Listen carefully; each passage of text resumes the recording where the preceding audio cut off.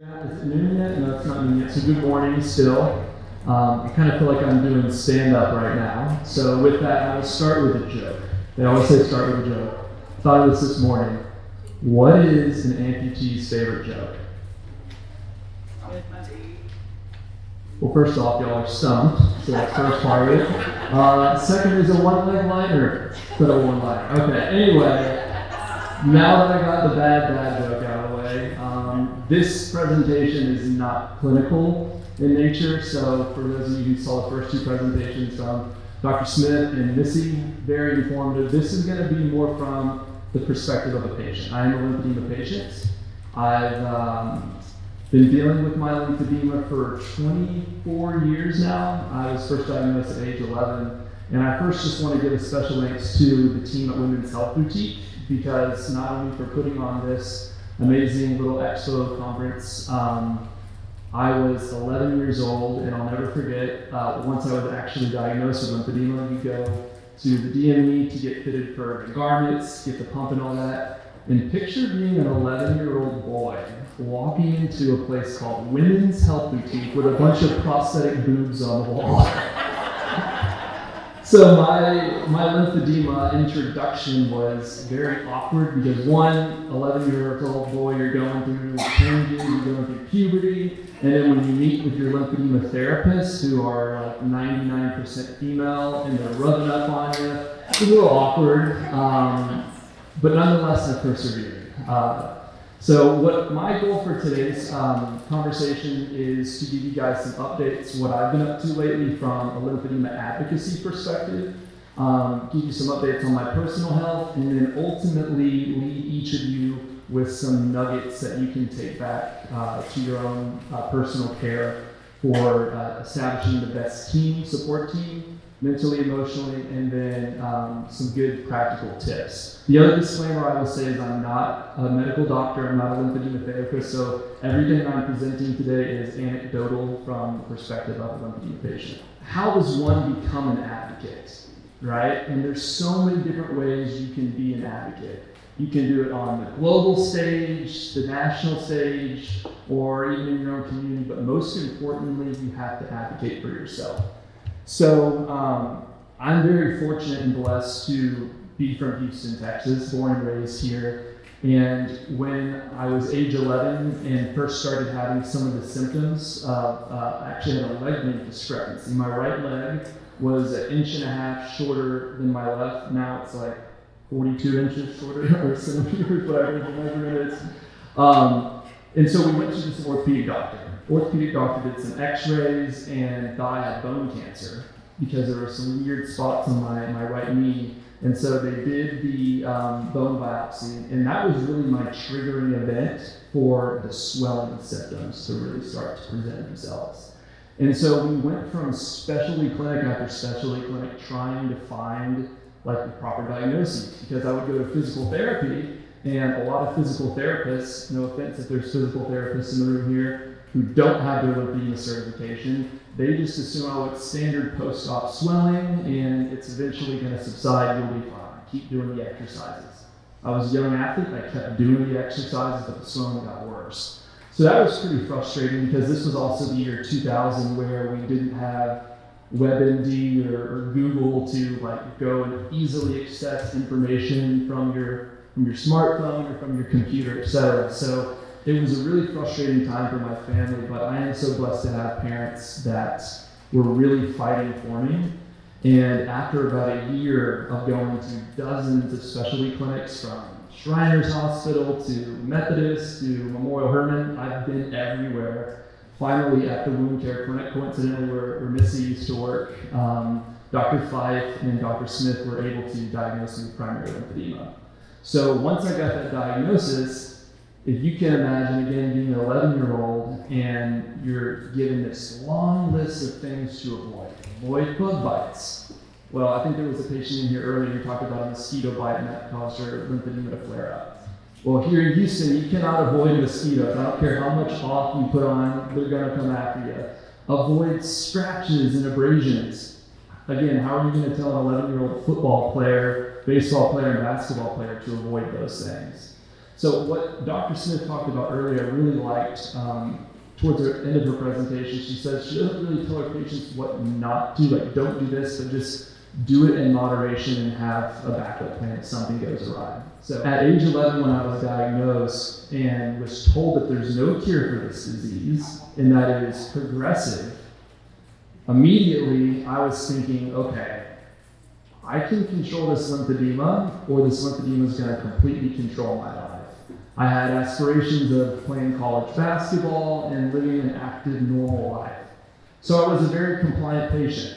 I went to my lymphedema therapist. I did complete decongestant therapy with the wraps, and everyone in Houston hates the wraps because it's so damn hot, and it's itchy, and it's just not fun, but it works. So I did the wraps, and then I did the daytime compression garments, nighttime compression garments. I had a pump. I was super vigilant, except for wearing my compression garments during the daytime. This was back in the day when they had two colors, black and beige. My skin tone was kind of an in-between, so it just looked really awkward, so I went with black, like dark black for all my garments. So then fast forward. So about 3.5 years ago, I was on a ridiculous reality TV show, and we won't go into all those details, but it was after the show that I got connected with a nonprofit organization called LE&RNing. Just by a show of hands, who has heard of LE&RN, Lymphatic Education and Research Network? LE&RN? Okay, about half the room. So Veronica, she'll speak here towards the end. She's also with LE&RN. We're both full-time employees there. But it was after the show that the president and CEO of LE&RN, Bill Rapizzi, reached out to me and said, hey, someone wrote a blog about you, about being a contestant on the show and having lymphedema. I'd love for you to come to a breast cancer conference in Dallas. And so I was just getting back into the real world, and I didn't really know why he invited me to a breast cancer conference. Not many men get breast cancer, but some do. And I didn't have a family history of it. So he said, there's also someone very special who wants to meet you. So I drive from Austin to Dallas. I go to this breast cancer conference, and the person giving the keynote speech was Academy Award-winning actress Kathy Bates. You can see Kathy, Bill, and myself there. That's where we had dinner afterwards. And that was a dinner that forever changed my life. Because Kathy told me, she says, Cam, the lymphedema community needs you. There's not male representation, there's not primary lymphedema representation, and everyone assumes, at least in the general public, that if you have lymphedema, you're a female with breast cancer. So Kathy and I are literally like complete opposites from a clinical perspective. She's upper extremity because of her breast cancer, and a relatively older female, whereas I'm a relatively younger male with primary lymphedema, and I have it in the lower extremity. But it was in that dinner that it was the call to action that for the 20 million Americans who suffer with lymphedema, there's so much work that we have to do from the advocacy. And a lot of the, I guess, pain points in the medical system comes from the medical curriculum. Missy was talking earlier in her presentation that a lot of doctors, when they're even looking at skin diagrams, they don't even include the lymphatics in there. So if you think about it, I used to be really mad at doctors who I would go in for appointments and I would be the one educating them about lymphedema or the lymphatic system. And you're like, well, what the hell? Now I'm paying you to educate you? You're billing my insurance for me to come in there with their eyes glazed over, and it's because, and if there's any physicians in the room, you can correct me on this, but we did a study a couple years ago, and it's estimated that in the 4 years that physicians are in medical school, the lymphatic system in the curriculum is only covered for anywhere from 30 minutes to an hour. That's it.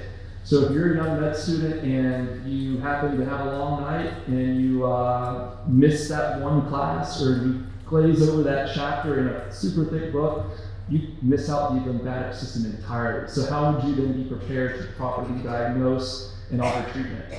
And the other thing too, from just an overall systematic issue with the medical system, is there was a vascular surgeon here in Houston, I won't name his name, but he gave a pretty interesting presentation of the business behind lymphatics. So he said that In his practice, he could do anywhere from 1 to 2 vein ablations, which is a venous procedure, and profit anywhere from $5,000 to $6,000. But for one lymphatic patient to do the massage, the wraps, and all that, the average appointment time is an hour, and the reimbursement from the insurance is like $120. So you see, a lot of doctors are businessmen and businesswomen, and ultimately they have hospital administrators that you have bottom lines to answer to. So from a financial perspective, a lot of these doctors don't have that incentive. So there's things at the insurance level for reimbursement that needs to be changed, so lymphedema patients can get accessibility to the care that they actually need. So real quickly, I just want to highlight some of the recent victories that LE&RN has helped spearhead, but this isn't just about LE&RN, this is about the patient and the lymphatic community. So recently, and there's actually some updates as of this morning, but we'll share those in an email later. So one thing I will encourage you all is to go to www.lymphaticnetwork.org. That's the LE&RN's website, and you can see most of this information. But to highlight a couple of the key victories that we've had thus far, we got Congress to direct the National Institute of Health to establish a national commission on lymphatic diseases to determine the need for future research.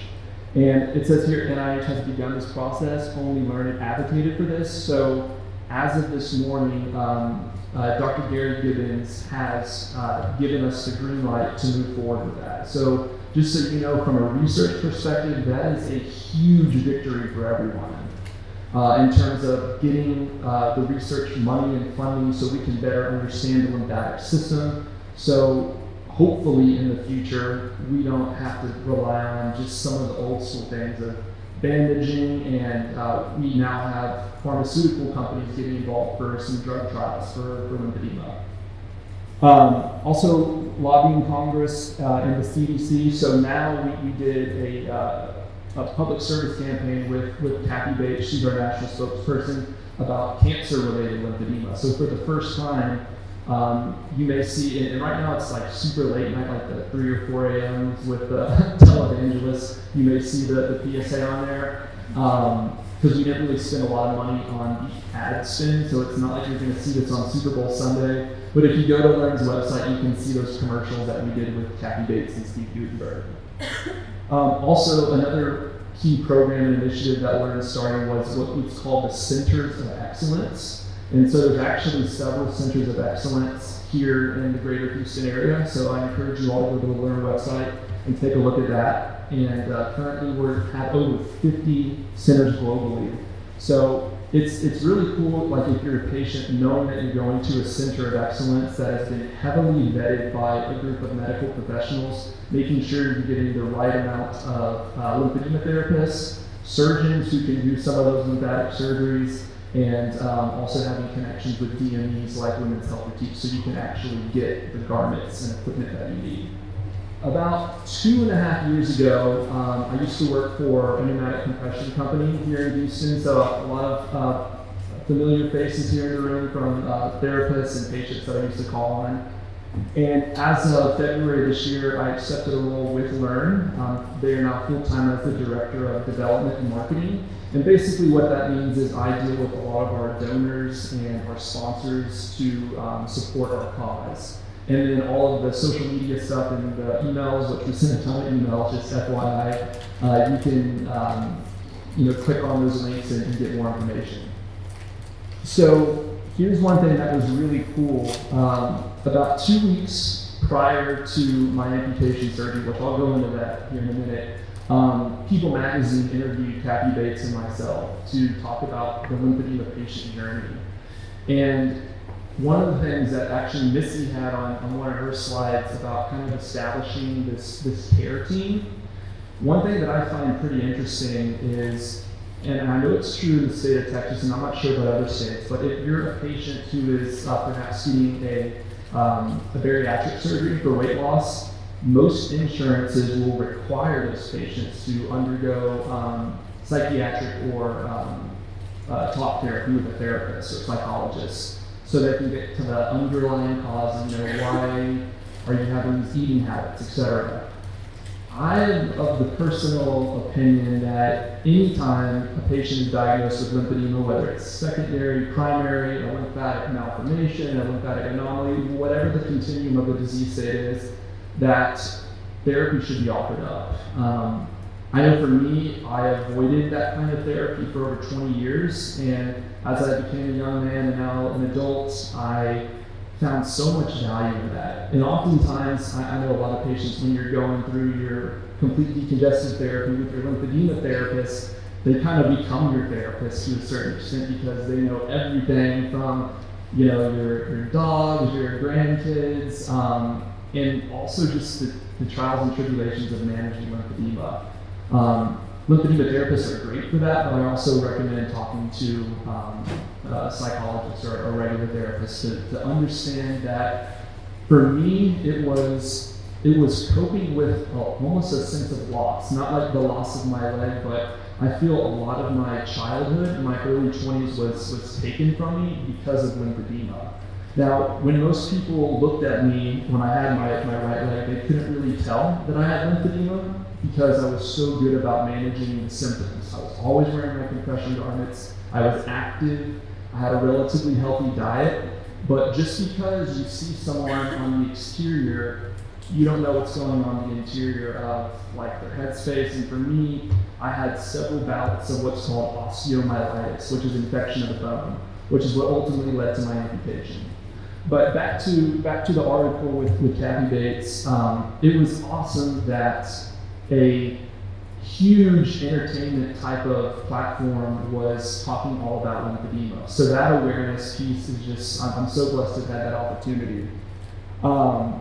So to give you guys an overview as to why I had the amputation, because I can't tell you how many direct messages on social media from other lymphedema patients, the lower extremity lymphedema, who said, we've been following your journey and you look so healthy and we couldn't even really tell you had lymphedema. Why did you have to get an amputation? Like, I have lymphedema in my leg, does that mean I have to get an amputation too? Is that the best course of treatment? And for me, and really for all of us, like if we had to describe our lymphedema journey, if it was a Facebook relationship status, it's complicated. It is not simple. And for me, the issue was with the current, or the reoccurrences of osteomyelitis, which is more severe than cellulitis. I know Missy and Dr. Smith talked about cellulitis, which coincidentally, I now have cellulitis. I went 24 years without having a bout of cellulitis, but recently, just from using my prosthetic a little bit too much, I developed a little bout of cellulitis. But from all of those infections, and from even going to the Cleveland clinic, like I've had lymphedema surgery, I've done complete decongestant therapy, I've tried every pump on the market, every compression garment almost on the market, and still we could not stop the reoccurrences of infection. And what's most frustrating about my journey is I'm very blessed to have accessibility to some of the top specialists in the world, right? Here in Houston, incredible physicians and therapists. I've been to the Cleveland Clinic, the Mayo Clinic, Cedars-Sinai. I've been to the Boston Lymphatic Center, Harvard Medical, like the list goes on. And when I saw the top interventional radiologists for lymphatic studies up in the Children's Hospital of Philadelphia, he told me something that most patients never want to hear. We've never seen a patient like you before. So my mom has always told me you're special, but you don't want to be considered special when it comes to your medical health journey because there's so many unknown variables. And so we decided that amputation was going to be the best course of action because I had a knee replacement last year that unfortunately failed because of the wrong hardware, but beyond that, all of the bacteria from the osteomyelitis was going to make it very hard for me to recover. So I do want to be that beacon of hope that just because you have lymphedema in the lower extremity does not mean you have to resort to amputation. That just so happened to be my journey. But I guess the silver lining of it all is through the amputation and through the continued, media coverage of that journey, the word lymphedema is out there. The word lymphatic diseases is out there. And it just sucks that it took me having to get an amputation for the general public to take it seriously. One side note about my whole experience with reality TV is when I was on those 2 shows, I was very open about my lymphedema, but the network producers, for whatever reason, and I still never know why they did this, they edited that out completely. So talk about a missed opportunity for a show that had over 8 million viewers week over week, and I'm a living, breathing example of lymphedema, and they chose to villainize me for that, and even, like I said, edit out anytime I mention the word lymphedema. So I guess I got some vindication, but it took me having to lose a leg for Entertainment Tonight and several other major entertainment platforms to cover the story. Okay, next slide. All right, so if you have a phone, maybe record this or pay extra close attention. So one of the things I want to show you, and this is my first kind of golden nugget. So here's one of my pro tips. Because like I was saying, if you have lymphedema, chances are there's other pre-existing conditions. It's very rare that it's just lymphedema. So I'm sure all of you can relate to going to the office where you fill out the new patient paperwork and they ask, okay, have you had any surgeries? What's your list of medications? What's your diagnoses, etc. So one of the most valuable things that I decided I was going to create, because I was tired of filling out those damn forms, and they give you like 2 lines to fill out your entire medical history. So what I did is I created just a little PDF and I made a medical timeline. I kind of put just a generic, like year 2000, like what the procedure was, what some of the findings were, and what some of the treatment protocols were. So you can advance to the next couple, or scroll down, I think that's a PDF. So what that does is it really paints a good picture for your new physicians to kind of have a good high-level overview, because I've been to other clinics where I had a huge binder and I spent like $50 in shipping, and I'm expecting them to review everything before my appointment, and I go in there and they say, well, what are we here to see you for today? I'm like, okay, apparently for me to pay you to educate you once again. But a lot of physicians have been very complimentary of having this, because when you're filling out the forms, you can say, see attached PDF. So print out a couple copies with you and bring that into the appointments. The other thing too, I don't know if this is legal, so physicians, you can correct me on this, but I do this all the time. If you have an iPhone or a smartphone where you can voice record, I do that for every single appointment, because one, you may not be in the best mental space during those appointments, because you can be overwhelmed whether you're having a cancer battle, whether you have other pre-existing conditions, and then you go and you have these physicians or these therapists give you these 9-syllable words, and you're like, what the hell does that mean? And it just goes over your head so you don't absorb it. So what I do is I record those, and then I go back and I listen to it. Or like for me, my mom and dad, after an appointment, like, hey, what did the doctor say? I said, check your inbox. I just sent you a voice recording of everything, because I don't want to regurgitate it. So that's just another pro tip in terms of advocating for yourself, is having a medical timeline that you bring in that's just super high level, and obviously you're going to update it as time goes on. And then recording those conversations. And you may want to ask the doctor for permission, like, hey, is it okay if I record this? I just do it because I have always lived on the side of ask for forgiveness and not permission, because it served me really well for just retaining a lot of that information, because I know it can be overwhelming. I think it's so important to kind of have your A team in place. And Missy had a great slide, I wish I could borrow that, about all the different types of specialists and doctors you should have on your team. So I recommend having your primary care physician who knows what lymphedema is, right?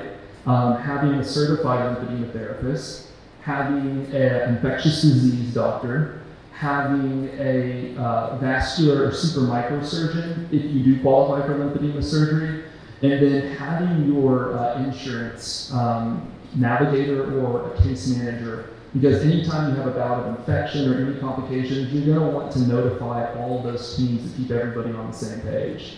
Because I've been to every single hospital system here in Houston, minus MD Anderson, because I don't have cancer, and it is so important to keep yourself organized, because a lot of these physician assistants, medical assistants, and the physicians themselves can be so overwhelmed. So the more organized you are, the better care you're going to get, right? So the other important elements of advocacy is sharing your experiences with others. And I know not everyone is an extrovert like I am, and there's some really amazing support groups, like with LE&RNing, and Vern's going to talk about that here shortly. And my one bit of advice for people who are engaging with some of the social platforms like Facebook and the support groups there, when I first heard about those, I kind of had a love-hate relationship with it, because what I have found, and maybe some of you guys can agree, is that in a lot of these support groups or these forums, there's just so much negativity. And I get that there's real pain behind a lot of those comments. There's a lot of frustration and confusion. And I get that, and I feel like there's a time and a space for that. But much like any media consumption, like, it takes discipline to filter the good and the bad. So you don't have to be a content creator. You don't have to be an influencer. You can go there and just literally consume the content and see if there's people who are going through the same things that you are, and then have those conversations with your care team. Oh, I guess that's pretty much it. I will leave it open for Q&A, and then after that, Vern will give the kind of last little spiel about the Learning Texas chapter. Any questions? Yes. I don't know if I missed it or it's changed. Yeah, so the question was, like, when and how did I decide to, I guess, be public about my lymphedema and, I guess, advocate for all lymphatic diseases? So prior to doing reality TV, I was basically, the term I like to use as a closet lymphy. Like, I was not public about it. I tried to hide it at all costs. And I mentioned earlier that when I was first going through the process, there were two garments, black and beige, so there really wasn't a way for me to hide it. Fortunately now, compression in general is something that's like well received in just the community at large, because you think about companies like Nike and Under Armour and Lululemon, like all the major brands have some sort of compression. It's not medical grade, but just visually, people are used to seeing people now with stockings or compression garments on. But it was that dinner that I had with Kathy Bates and Bill from LE&RNing that was really a call to action. And believe it or not, one of my mentors, who was the one who told me to go to Women's Health Boutique, her name is Joanne Robic. She's like 84 years old now, and she's the founder of Jogi Pack, which is one of the nighttime garments I wore.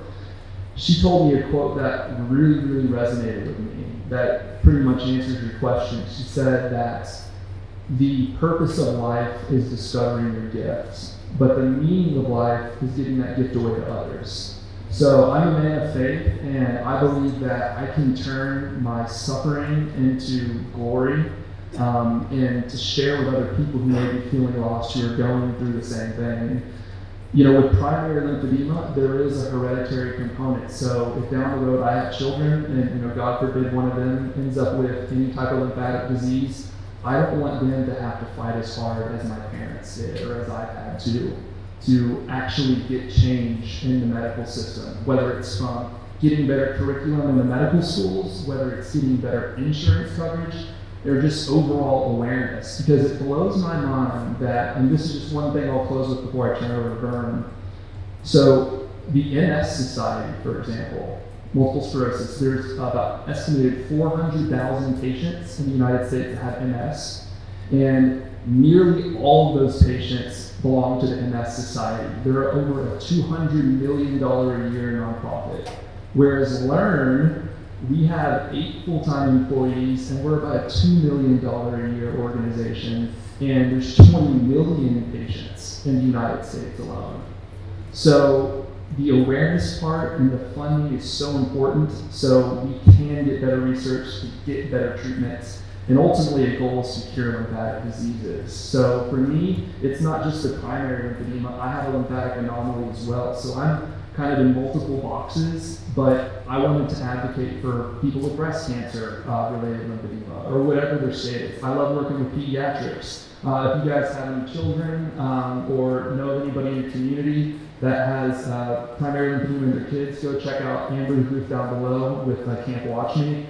Vern and I both volunteered there at their first camp, and there was nothing more powerful than being in that environment where you see little kids playing like normal kids and meeting people with lymphedema for the first time and having that support for their parents. So in a roundabout way, it was really me kind of embracing my insecurities and knowing that I had a public platform after the show to help other people. So that's kind of what got me into the advocacy space. Okay, any final questions that I'll turn it over to Vern? Okay, awesome. All right, take it away, Vern.